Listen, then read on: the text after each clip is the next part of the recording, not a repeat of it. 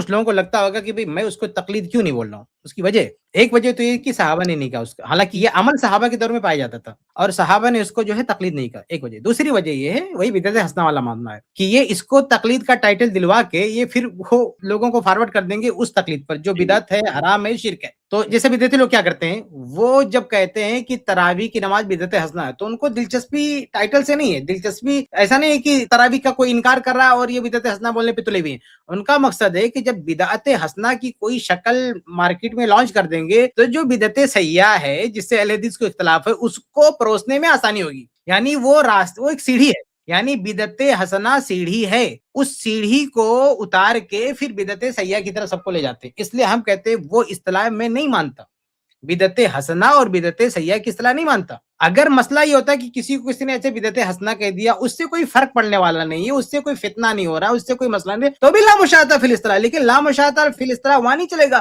جو اصطلاح فتنہ بن جائے، جو اصطلاح کنفیوژن پیدا کرے. اب دیکھیں نا کہ ایک عالم صورتحال کو تقلید کہہ دیتا ہے تو یہ وہ حسن اس قول کو پیش کر کے ساری تقلید کو یہ جائز کہنے اور اس کو سند دینے بیٹھ جاتے ہیں. اس لیے ہم کاؤنٹر کریں گے، ہم ایسی اصطلاح کو نہیں چلنے دیں گے.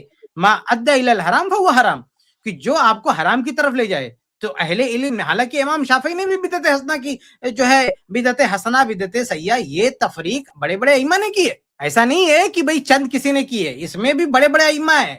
ہمیں سب کے حوالے پتہ ہے کہ انہوں نے کہا یہ بدعت حسنہ ہوتا ہے، یہ ہوتا ہے. لیکن ہم ایسے سارے علماء کتنے بڑے کیوں نہ ہوں، ہم جس طرح سے بدعت حسنہ بدعت سیاح میں بدعت حسنہ کی اصطلاح ماننے کے لیے تیار نہیں. گرچہ امام شافعی نے کہا، فلاں نے کہا، انہوں نے کہا، کچھ بڑے بڑے علماء نے کہا اس کو، لیکن ہم نہیں مانتے اس کو. ایسے ہی اس کو تقلید کا نام دینے پر ہم جو ہے بالکل تیار نہیں ہیں. وجہ کیا ہے؟ لوگ زیادہ سے زیادہ کہتے ہیں کہ لا مشاہدہ فی الاصطلاح، اصطلاح پہ جھگڑا کیوں ہے، پھر بدعت حسنہ پہ جھگڑا کیوں ہے؟ جس وجہ سے بدعت حسنہ کو ہم نہیں مانتے کیونکہ اس کو سیڑھی بنا کے بدعت سیاح کی طرف جا رہے ہیں. ایسے اس تقلید کو نہیں مانتے کیونکہ اس کو سیڑھی بنا کے وہ جو گندی تقلید ہے، خبیث تقلید ہے، اس کی طرف لے جانا چاہتے ہیں. اب اسے ڈھڈورا پیٹیں گے نا. ابھی میں کہہ دوں کہ یہ تقلید جائز ہے تو کیا بولیں گے؟ ہر طرح کی تقلید میں نے جائز کہہ دیا، ابو حنیفہ کی تقلید کو جائز کہہ دیا، اس کو ہم نے منوا لیا.